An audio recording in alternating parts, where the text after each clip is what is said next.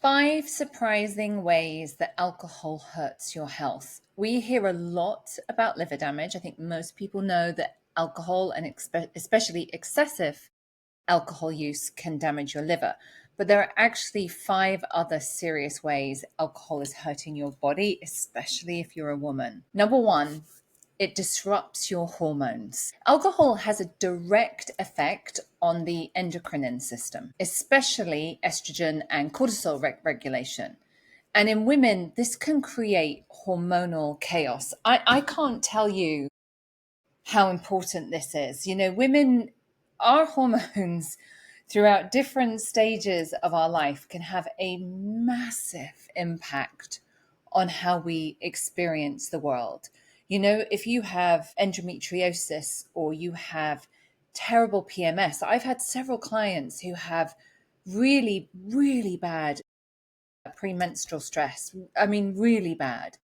Whether you're perimenopause or menopausal, all these different stages of a woman's life, it means that, you know, if you're trying to get sober, day 8 for a woman is very different than day 8 for a man because of these hormonal changes. So I really want you to know how alcohol impacts this and why removing alcohol is going to make things feel very different. Because alcohol raises estrogen levels, which increases breast tissue growth and cancer risk. And we have such a massive in women getting breast cancer, and there is a very strong link to alcohol. I'm going to have to say all these science terms that I probably am mispronouncing, so forgive me. Alcohol also stimulates prolactin, which disrupts menstrual cycles, and that's particularly pertinent to fertility and trying to get pregnant or trying not to get pregnant. Alcohol triggers insulin resistance and blood sugar crashes, which is going to worsen any mood swings and cravings. So I don't know about you, when I drank and was hungover, I definitely had the mood swings. I had like depression and anxiety and tons of cravings to just eat really badly. And all of that just compounds you feeling bad about yourself, right? I feel bad about myself because I drank too much and whatever happened when I was drinking. And I feel bad about myself that was hungover.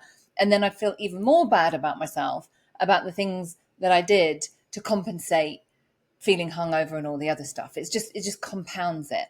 Alcohol also increases cortisol, which is your stress hormone, which keeps your body in this kind of wired, anxious state, which is how I used to live. I lived with a lot of anxiety, and I used to believe that alcohol helped with that. It provided some relief.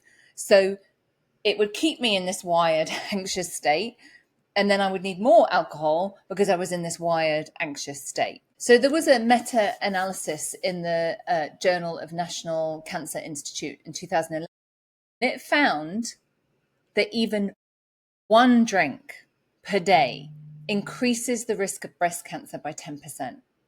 And then one drink, when people hear these stats, they always think it's other people. It's not me. I only have a glass or 2 every night. That's people drinking like vodka at breakfast, which is not me. No.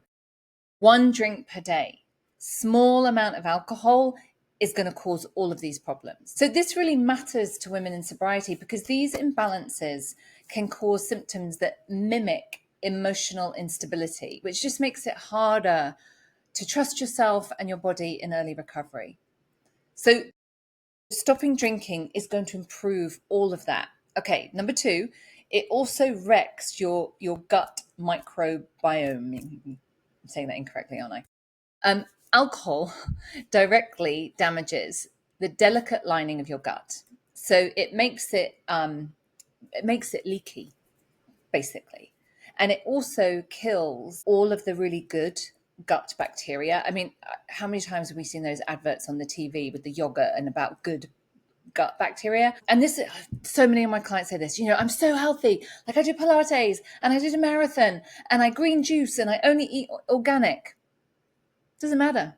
Alcohol is killing all of your beneficial gut bacteria. whether it's one glass or a whole bottle of vodka. And it also then feeds pathogenic bacteria and yeast like Candida, which has a whole set of other problems. So it leads to inflammation, food sensitivities, and IBS-like symptoms. It damages the vagus nerve, which is impairing the gut-brain communication. It impacts the production of serotonin, which is the feel-good chemical. And all of that, again, because there's a relationship between your gut and your brain, impacts how your moods are regulated, how you sleep, anxiety, all of that kind of stuff. So if you are in very early sobriety and you feel bloated, tired, or constantly craving sugar, this may be why. A lot of it is to do with your gut. And this is why I have other videos on this talking about, how long it takes your body to recover. You just need to let your body have some time and your gut to just heal itself. And that's going to have a massive impact on your brain and mood.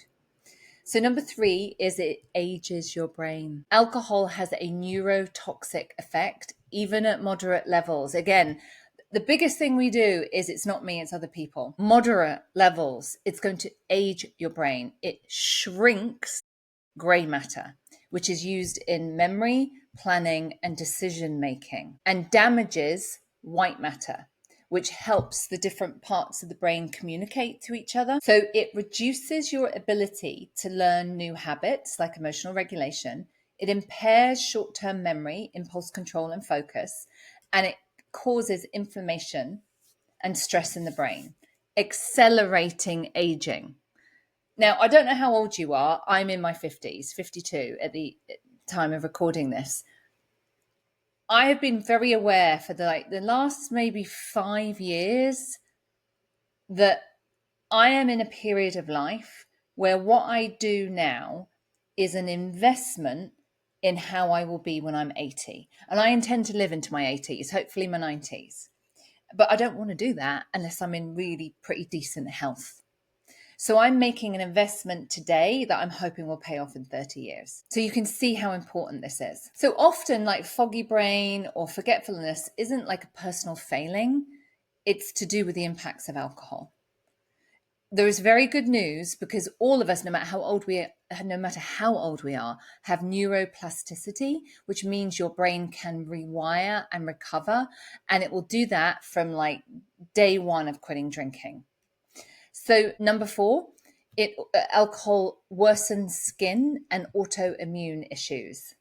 So alcohol is inflammatory by nature, which just makes it a known trigger for any autoimmune or skin conditions. It dilates blood vessels, it really dehydrates you, and it impairs detox pathways in the liver, which is why when you stop drinking, it takes 6 months, 12 months, you'll age backwards by 5 years, and people will notice and comment because it dehydrates you so much, it dehydrates your skin so much. So it can trigger flare-ups of rosacea, eczema, psoriasis. It worsens histamine intolerance and can lead to like itching and redness and hives.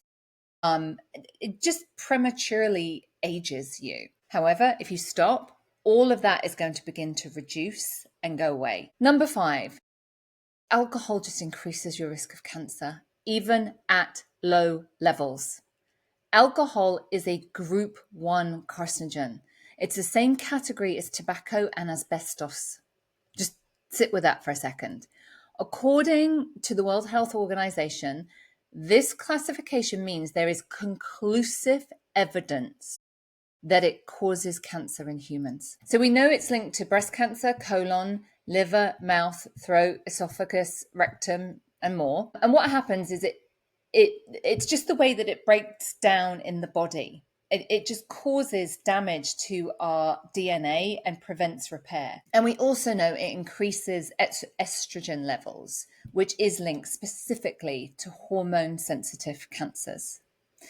The World Health Organization says there is no safe amount of alcohol when it comes to cancer risk. And we're finally seeing this. Finally, we're seeing it. For a long time, you would see newspaper articles that would say things like, 1 glass of red wine a day can prevent heart disease or whatever. No, that's not. No, that was a lie. What they're referring to was some of the antioxidants that can be in alcohol, but you can find them elsewhere. You don't need to drink the alcohol. So now we're finally seeing reporting that says there is no safe, there's no safe drinking limit, no alcohol is the best way to protect your health. It is literally the number one best thing that you can do for your health. And if you want to start doing something about that, check the links below. Let me know what you think.